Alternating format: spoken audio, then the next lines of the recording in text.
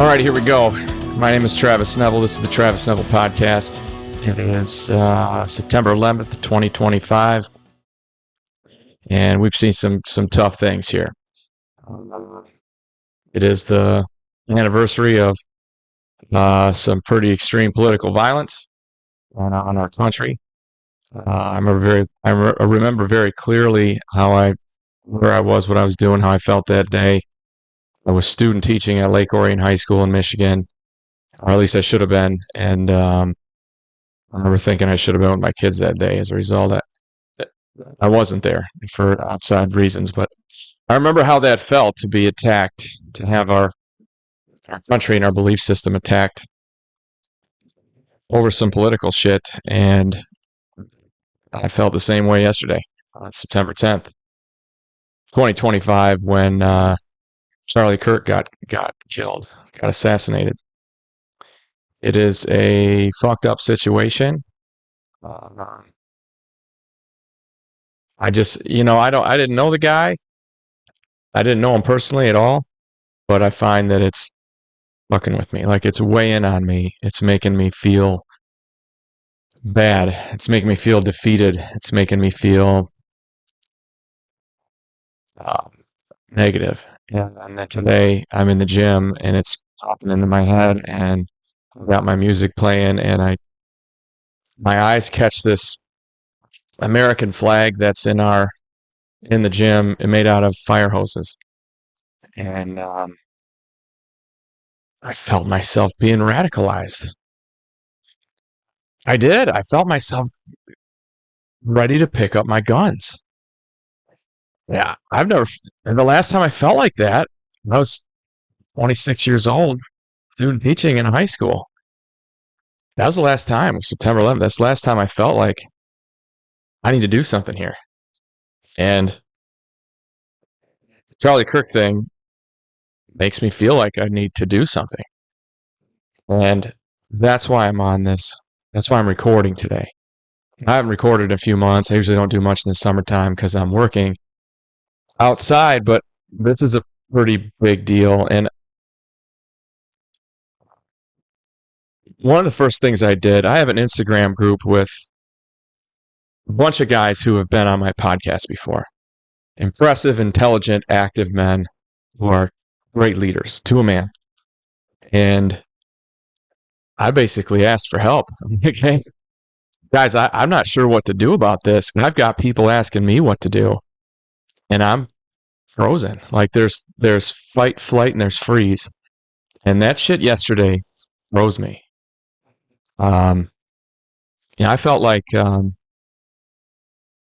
Charlie Kirk was the only thing pushing back against a university system that is hell-bent on radicalizing people into wokeness.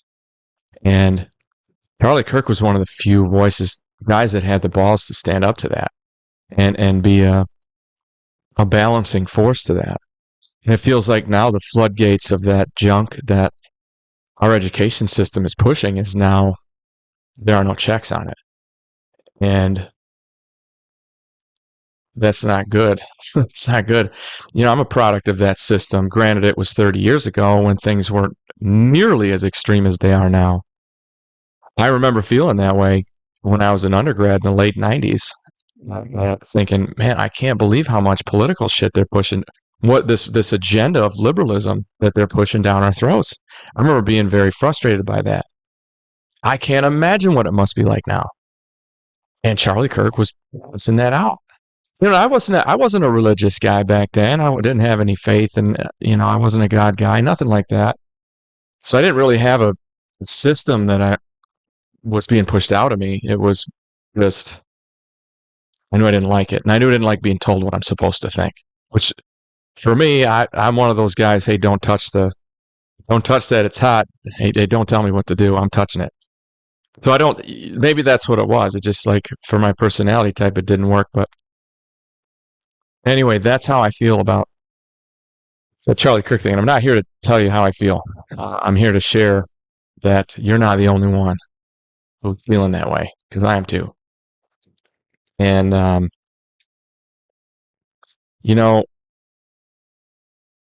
what happens in those situations in academia? These are people who have never left academia. They've never been in the quote unquote real world. They never had a real job. They've never understood the concept of complete or not complete, paid or not paid, correct, not correct, pass, fail. As far as my world is very tangible. Build things with my hands. I coach high school football. If we either won or we lost, things are, the light switch is either on or it's off. There's not a lot of space for thoughts, feelings, intentions. Just either you got the job done or you didn't. And I think that's the real world right there in a nutshell. And the people who are in the colleges, they don't have any concept of that. So of course they push what their normal is. Roundabout way, what I'm saying is, how do we deal with it? And that's what the questions that keep getting asked of me. And I haven't had an answer until, again, Matthew Boudreau, Ray Gardner, Jack Donovan, the Adam Allred, these guys who I get to call friends that I know through doing this stuff. They are all echoing this same sentiment, which is exactly what I'm going to echo, and that's that we need to lead. You're a man. You have people who are counting on you, so you're going to lead, right? What does that look like? Well, it looks like, first, stay calm. Right? We all know that. Nobody's going to trust you or respect you or follow you if you're freaking out, okay? So calm yourself down, deal with it, and then move forward. Have an answer on how to move forward and execute that answer. And I know I'm still beating around the bush here, but I'm going to give you the answer. This is it. It isn't, most of you are armed. I'm well armed. It isn't go out and start shooting people with rainbow flags in front of their house. That really escalates shit. It isn't, these are other Americans, okay? When I see that in front of somebody's house, I feel sadness and pity. I feel, wow, man, you are a little more mentally weak and you got bamboozled. You got indoctrinated. And I feel sorry for you. But at the end of the day, you're still an American. And so I will protect you. It's our job as men, protect and provide.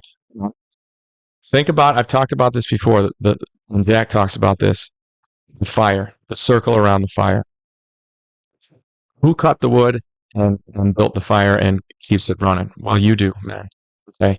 And your people get to enjoy the warmth and the light of that fire and bathe in it and bask in it.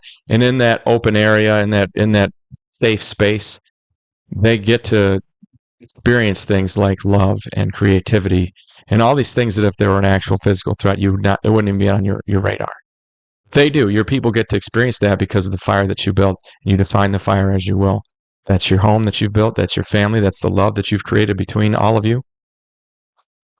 You get to do that. But outside of that firelight, that's where the danger is. Okay, that's where the bad guys are. And the wrong thing to do is to pick up your arms and start shooting into the darkness. All right, that's not going to help. But what you can do is this. Since the beginning of the woke cancel culture period, you as straight white men and other, men of all varieties, if you're leading your family, same team, brother, have been told to shut the fuck up. If your opinion doesn't mean anything, and you've had these thoughts that you've quelled down and pushed down, and you've got a few friends maybe that you can talk to about it, but you certainly don't talk to about it at work or in your family. You have been self-censoring. I'm going to give you an example, and I talked about this on a podcast a couple years ago. I'm sitting in a circle of guys, friends of my friend, and the women are out in the living room watching this. We're watching a sporting event, whatever it is, and we're standing in the kitchen with the guys. And this commercial comes on, and it's this woman talking about how women retire with less money than men. And they go on and on about it and blah, blah, whatever. It's a TV commercial. I can't remember what the product they were selling was, other than divisiveness and, hate.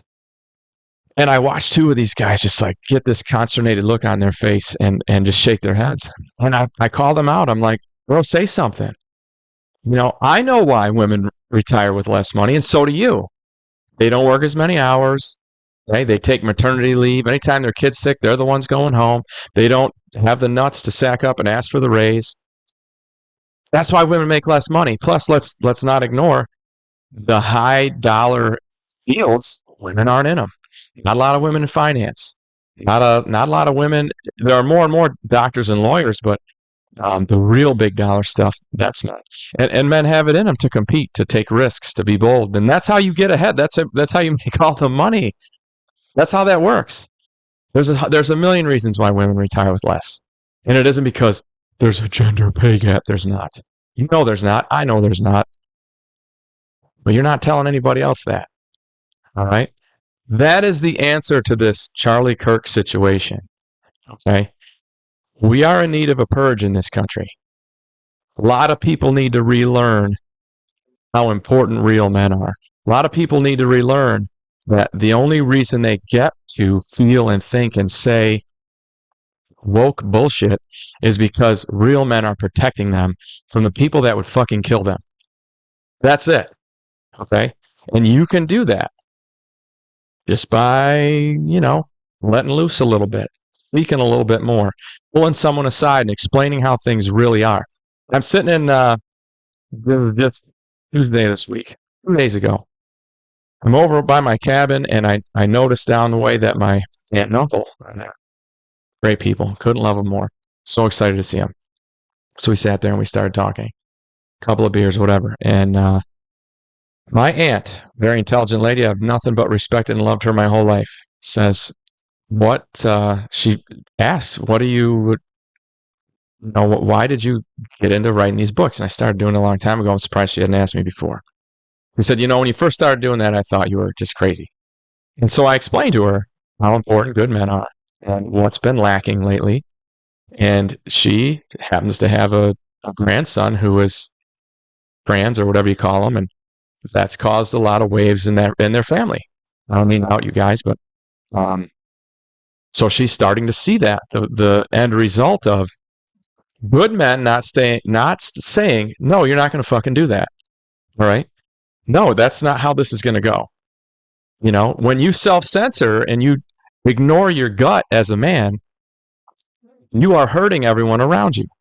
And I'm not talking about your anger or your frustration. I'm talking about your gut feeling. You have a gut feeling on this Charlie Kirk thing, just like I did. I do. Share it. You have a gut feeling about women retiring with less money. Share it.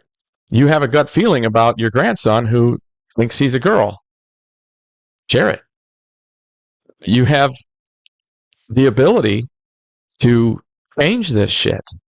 Okay, all of these stupid ideas that are leading to this incredible radicalization. And again, I admitted to you earlier that I felt myself getting radicalized earlier today. I did. The shit works, guys. Propaganda, they use it. They've used it for centuries because it fucking works. Right? Technology has changed over the last 100 years drastically. Your genetics haven't. Human psychology hasn't changed. It's exactly the same as it's always been. You are just as susceptible to that shit as you've always been. The more you hear a message, the more you believe it. Just what it is. So be part of the message that's saying something different. That's what you can do, man. It is your responsibility as a man, most of your fathers, to raise your children and keep the people in your world safe. Sometimes the best thing is to let them fail and see what happens. I mean, that's part of being a father. Let your kid fall down, skin his knee. He'll cry a little bit, but it'll heal, and he'll realize that wasn't that bad. I'm not going to let it stop me from taking chances and risks and things that are going to make me move forward in this world. I'm not going to let that stop me. But fear, right? Because that's all the left is. That's all wokeism is. It's just a bunch of people who are afraid. They use this term fascist, and all they really mean is bully, someone who made me feel bad, right? All these words just have turned into, I don't need to go into that part of it, but you can fix that. Be a good man. Be vocal about it. And here's the cheat code. Well, here's a heads up I should give you. Spoiler alert, not cheat code. They're not going to like it. Your kids like it when you punish them, when you discipline them for something? Of course they don't. But is it the best thing for them? Yes, it is. Okay? You have to look at all of your circle that way. Not that you're better and smarter and no, but you have a gut opinion and you have a responsibility to lead them and protect them. And sometimes that might be, I don't know, I had this scenario in my head. I'm out for a run today, and I'm running through like a downtown neighborhood area. That's what's next to my gym. And I'm wearing this T-shirt from Awaken with JP. If you haven't checked him out, he's awesome. Awaken with JP. It says, pro-gun, anti-idiot. And I'm running up the sidewalk, and I see these two ladies. They're walking the same direction I am. And one of them hears my footsteps and turns around and double takes and reads my shirt. And I see her, like, their conversation quieted down immediately, right? And this other lady, same thing. They just immediately stopped talking. And once as I was jogging past, I'm like, good morning. And one of them says, morning. And I could tell that it was, they read my shirt. They didn't like it. So I stopped. I kind of slowed down, and I turned around and I said, it's men like me that allow you to be able to think the way you're thinking right now. And I kept on running. Now, I'm sure that they just filed that in the category of, oh, he's a Trumper and he's just evil and he's a fascist. Sure they did. But I know that they don't even get to think thoughts like that. If it isn't for men like me, who are willing to do what I have to do to defend that flag made out of fire hoses. I like this country. I like living here. No, if you want to get political, whatever blows your hair back. But know that politicians, they're just puppets. All they're going to do is say what you want to hear so that you'll vote for them. That's it. They're just a reflection of you. That's it. They're just reflecting back what they think you want to hear so that they can be in power. This isn't about politics at all. I suppose it is, but politics isn't the root of it. It's human nature. And I think that's another thing the left has way out of whack, is they think that they can perfect humanity somehow. Well, as I said, technology's changed. Genetics have not. We are the same animals we've always been. Not much is going to change. Okay? You can't policy your way out of humanity. It doesn't work that way. Still an animal. You can accept it, know what it is, be prepared for it, or you can imagine that it's not happening. That's where I'm at with it. I don't even know where I am time-wise here, but Charlie Kirk thing, it's still really getting to me. I'm afraid it's going to lead to much more terrible things. And if you're one of the people who needs an outlet for that, I just gave it to you. Use your words, brother. Lead strongly. Be firm. Be accountable. Hey, I said that. I'll deal with it. I'm not going to backpedal. I'm not going to take it back. I'm sure as hell not going to apologize. This is what my gut tells me to do. Step forward and I'm going to say it. That's how you lead. Leaders aren't timid. Leaders don't self-censor. All right? That's what you do. My name is Travis Neville. This is the Travis Neville Podcast. I hope that in some way today's show helped you to get your shit together. And if you can, and if that's your thing, pray for our country, because we're in a pretty bad place. Good luck to you all.